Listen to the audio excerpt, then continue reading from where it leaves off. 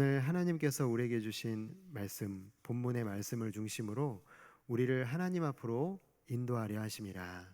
우리를 하나님 앞으로 인도하려 하심이라라는 제목으로 말씀의 은혜를 함께 나누겠습니다. 제 컴퓨터에요. 제가 청년 때 묵상했던 큐티 내용이 있더라고요. 그래서 찾아보니까 베드로전서 오늘 3장을 묵상한 내용이 거기에 이렇게 적혀 있었습니다. 자, 그때는 뭐 교회를 다니고는 있었지만 사실 예수님을 인격적으로 만났다고 보기는 어려운 때였었던 것 같습니다. 근데 그때 뭐라고 기록을 했냐면, 구원을 얻기 위해서는 반드시 고난이 필요하다. 구원받은 자는 절대로 세상과 타협해서는 안 되고 고난을 또한 피해서는 안 된다. 내 인생도 하나님께서 고난을 주신다면 기꺼이 받아들이고 내가 그 고난을 헤쳐나가는데 쓰임받자. 이렇게 그 묵상의 내용을 적어놨더라고요. 얼마나 좀 비장하고 정의롭든지, 마치 제가 정말 뭔가 세상을 구원할 사람처럼 제가 그렇게 비장하게 적어놨던 내용을 살펴봤습니다.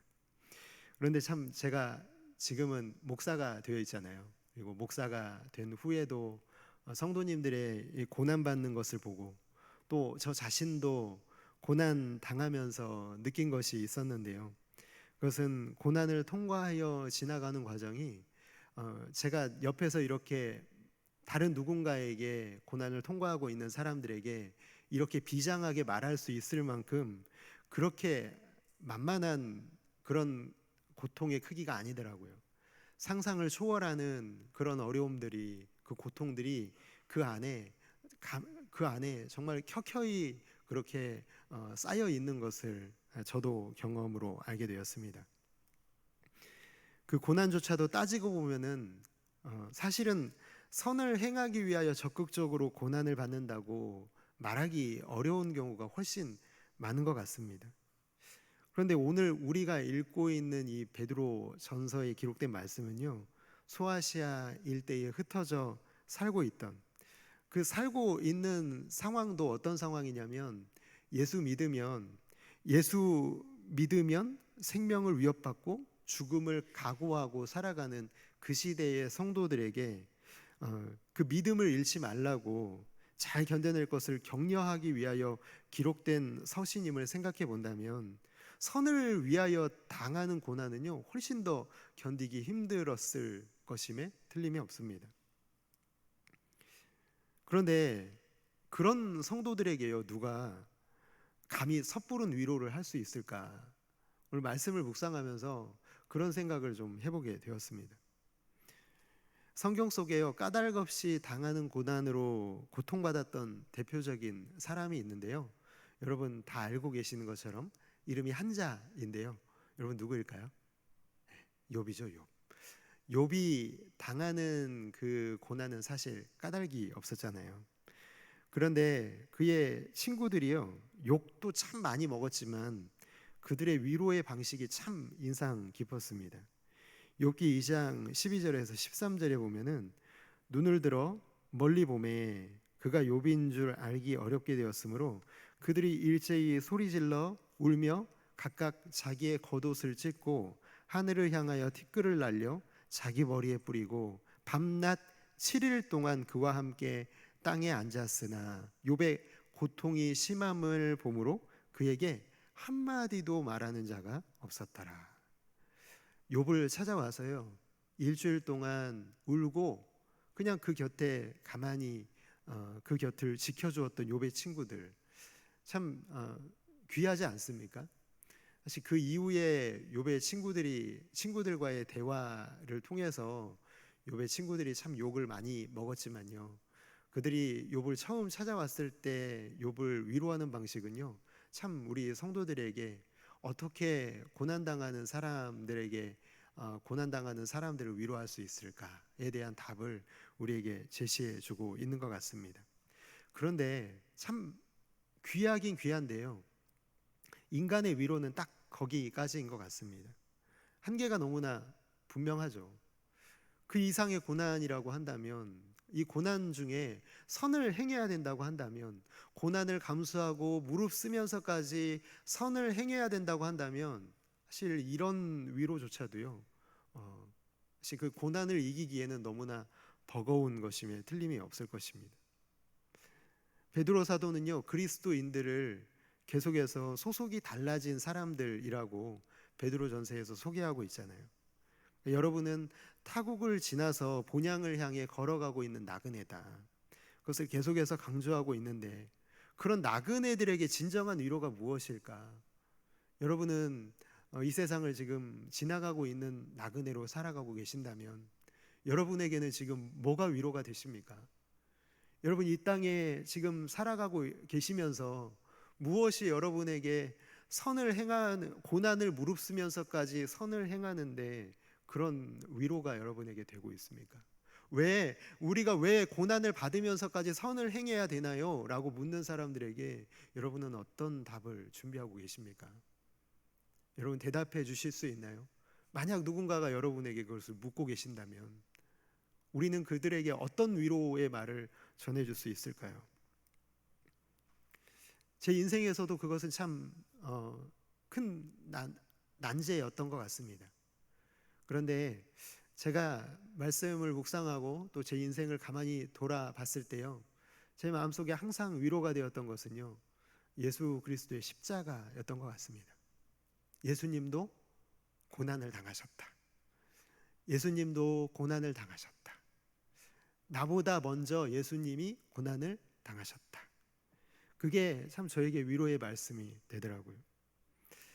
저도 가만히 돌아보니까 제 인생에서 많은 시간 동안에요, 제 인생의 많은 그 세월 동안에 고난을 어떻게 생각했냐면, 고난은 피해야 될 것이라고 생각을 했습니다. 저의 기도의 내용도요, 고난을 피하게 해달라는 내용들이 훨씬 많았던 것 같습니다.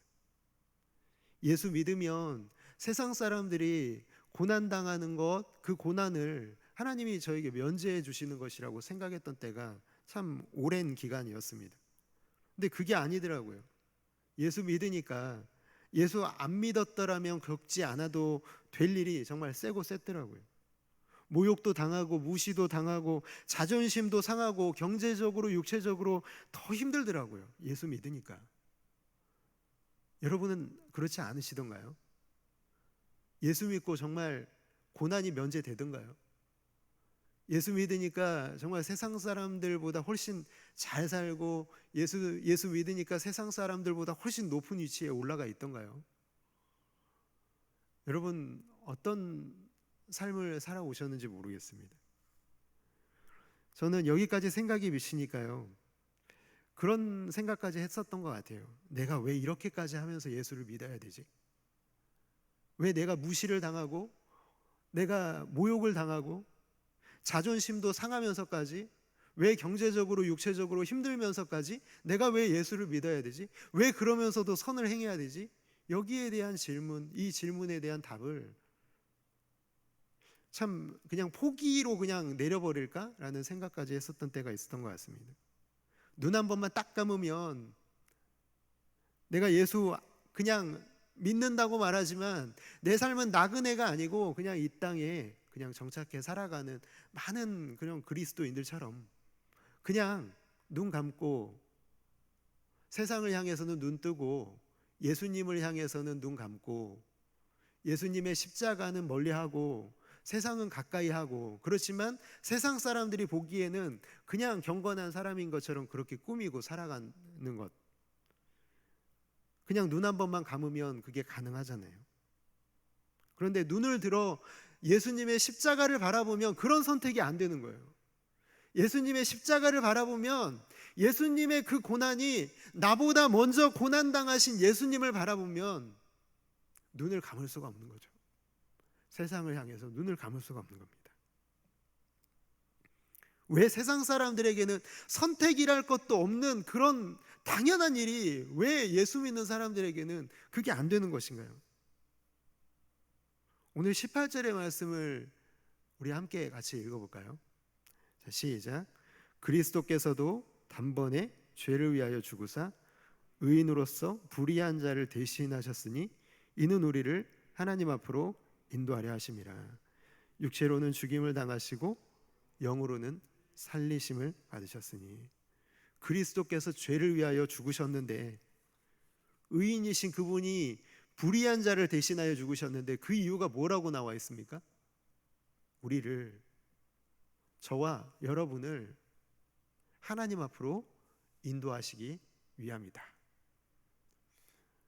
사랑하는 성도 여러분, 저와 여러분이 오늘 이 자리에 나올 수 있었던 이유를 발견하셨나요?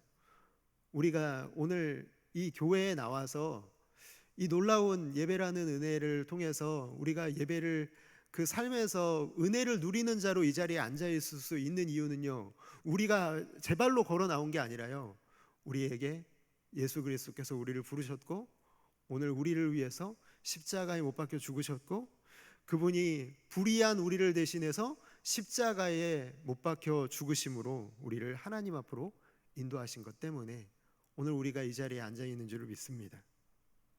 예수님을 죽음까지 이르게 한 고난의 목적이 하나님 앞으로 데려가시기 위해서, 그 일을 하신 이유가, 목적이 저와 여러분이라는 거예요.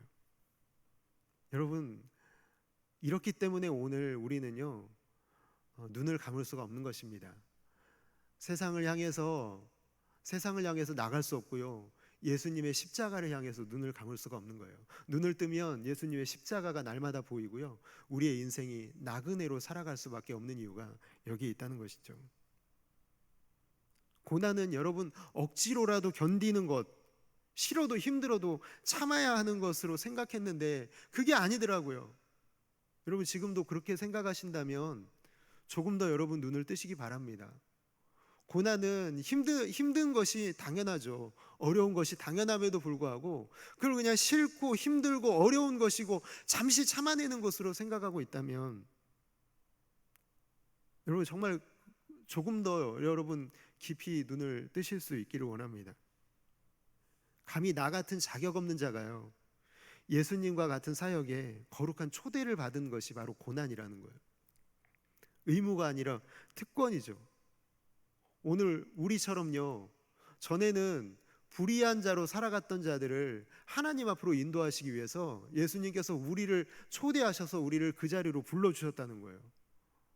우리가 그런 놀라운 특권과 은혜를 받고 있다는 것입니다. 오늘 말씀을 보면은 19절은 굉장히 난해한 구절이거든요. 19절을 참 오늘 말씀을 전할까 하다가요, 사실 제가 잘못 전할까 봐 용기가 없어서 그냥 건너뛰겠습니다. 근데 제가 여기서 집중하고 있었던 말씀은 19절이 아니거든요. 저는 20절의 말씀, 특별히 20절 하반절의 말씀이 저의 마음을 두드리더라고요. 오늘 20절 하반절의 말씀이 뭐라고 되어 있습니까? 방주에서 물로 말미암아 구원을 얻은 자가 몇 명뿐이니 겨우 8명이라. 노아가요, 방주를 지은 기간이 120년이잖아요. 여러분 120년이라는 이 기간, 어쩌면 한 사람의 평생이라고 할 수 있는 기간 동안에 이 노아가 욕을 먹은 기간이에요. 노아가 방주를 지으면서 사람들에게 조롱당하고 핍박받고 욕먹었던 기간이 120년 동안이에요. 세상 사람들의 눈에 얼마나 이게 바보같이 보였겠어요. 한 번 사는 인생, 왜 이렇게 바보같이 사냐고. 세상에 좋은 게 얼마나 많은데, 세상에 누리고 나를 즐겁게 해줄 것들이 이렇게 많은데 쟤는 지금 뭐하고 있냐고. 먹고 마시고 노래 부르고 쾌락을 즐기다 가면 그만인 세상인데 쟤는 왜 저렇게 살지? 노아와 그 가족들이요, 묵묵히 120년 동안 방주를 지었습니다.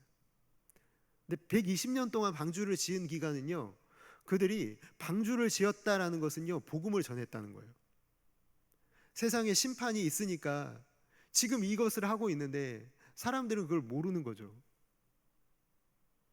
묵묵히 120년 동안 그 일을 하는 것 자체가 복음을 전했다라는 거예요.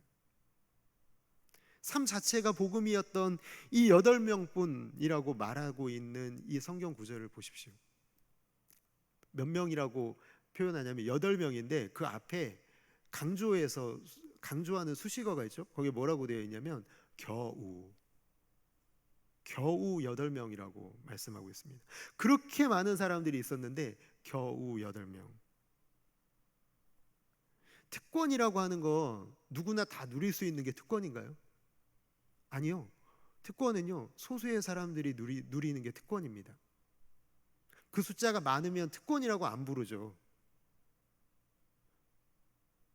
사랑하는 성도 여러분, 오늘 이 시대에 여러분 우리가 그 특권을 누리고 있음을 믿으시기 바랍니다.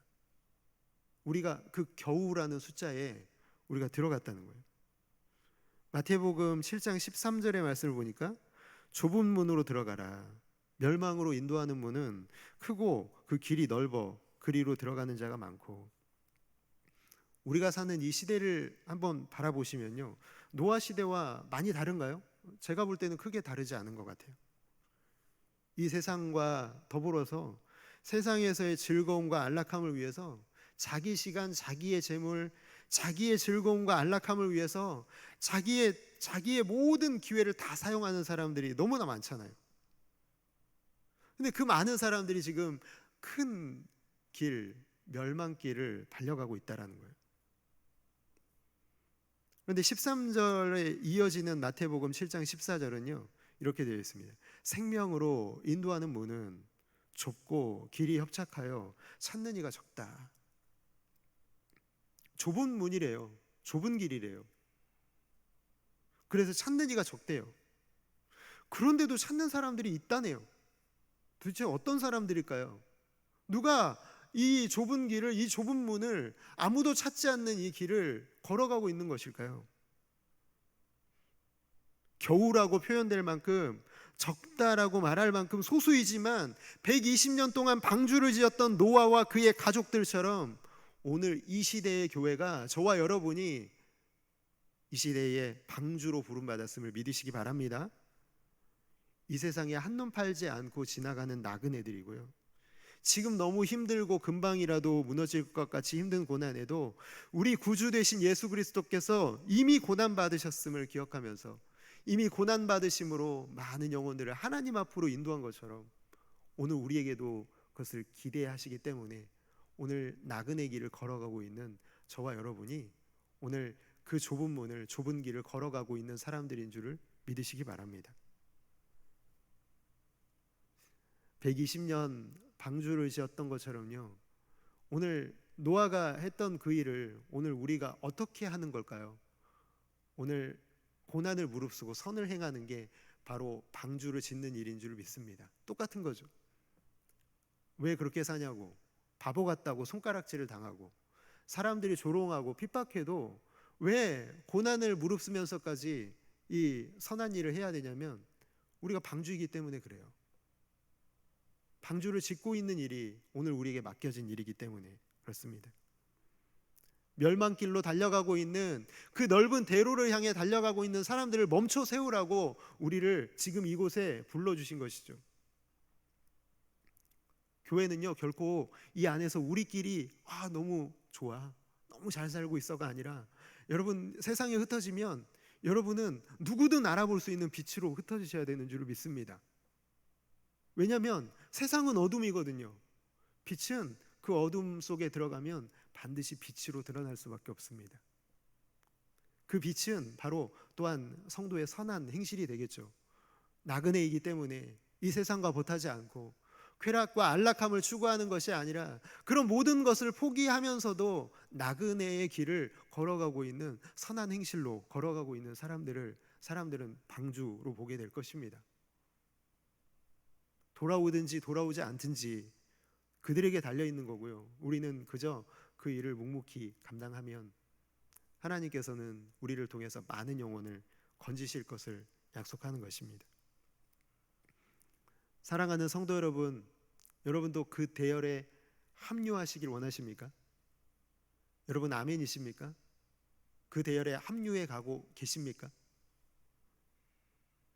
오늘 우리는 신앙 때문에 특별히 고난받을 일은 많이 없는 것 같죠. 그렇죠. 이 베드로 전서의 수신자들보다는 훨씬 더 나은 상황 가운데 살아가고 있는 것 같습니다.